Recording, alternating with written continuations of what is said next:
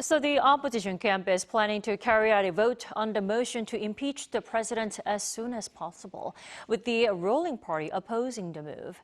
Let's discuss the motion in detail with Professor Cho Hee-kyung this morning. Good morning. Good morning.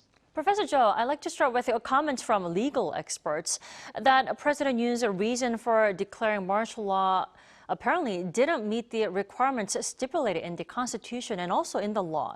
Is that so?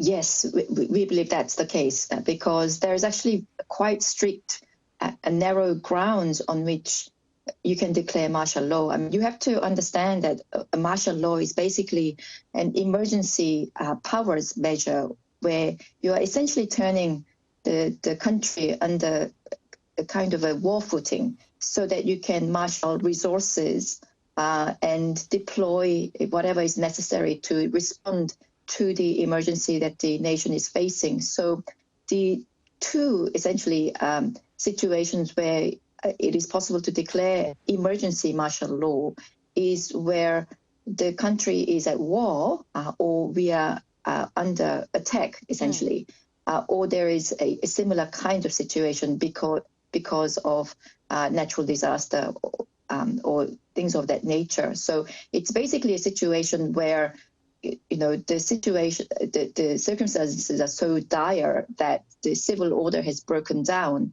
and ordinary functioning of administrative and judicial processes are no longer possible. And so you have to essentially change the administration and governance from civil order to a military one. And so this is a very serious measure that can be taken, that can only be taken in very narrow circumstances. Mm-hmm. And there are very clear legal provisions stating when the president can exercise the power. And obviously, we are not at war. We are not under an invasion. We are not experiencing breakdown of public order.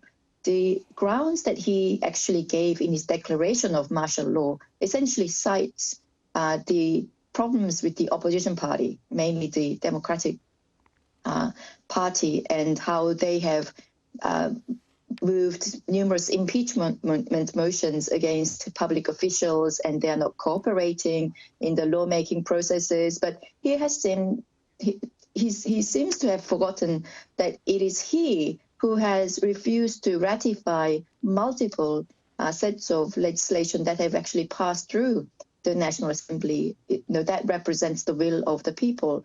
And so I could not find anything in the declaration that he made late Tuesday night that would actually give rise to a constitutional ground for declaring martial law.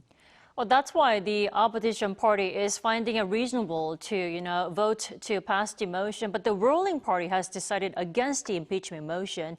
If the motion is not passed, let's say, will the impeachment move end there, or are there more legal options for lawmakers to explore and take?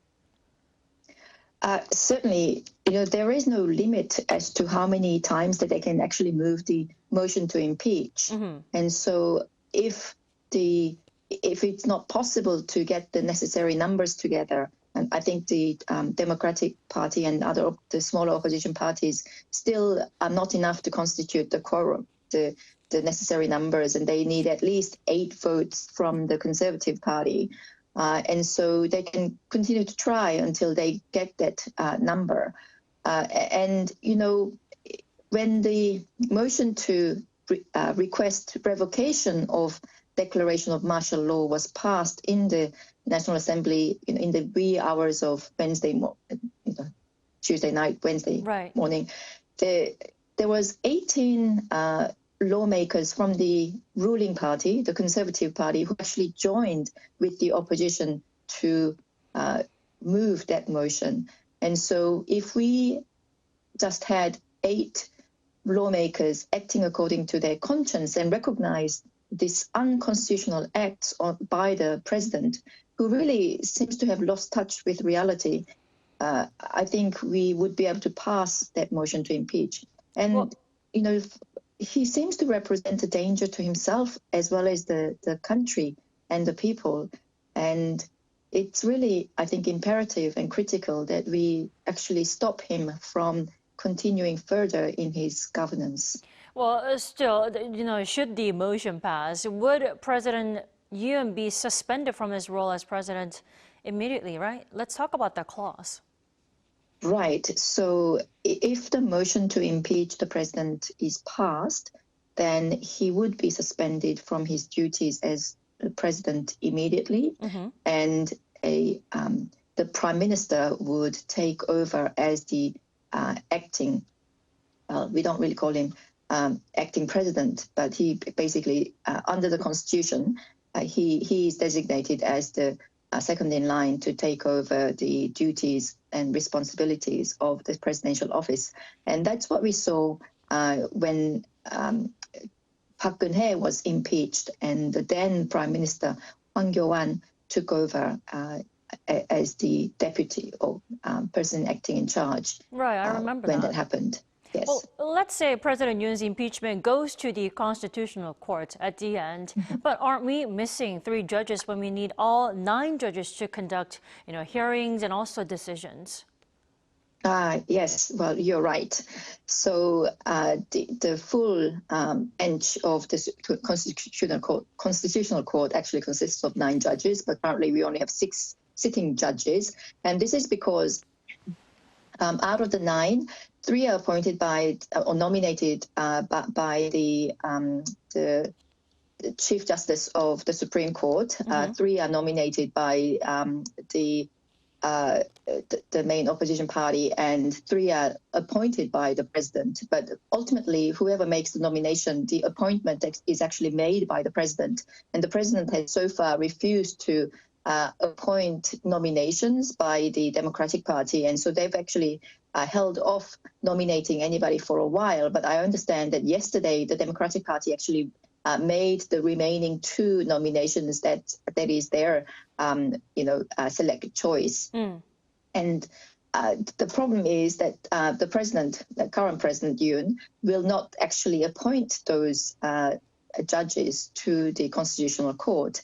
And as you say, the Constitution says that for impeachment decisions, among others, you need more than 6 judges or justices of the Constitutional Court agreeing. And so we don't necessarily have to have the full 9 judges.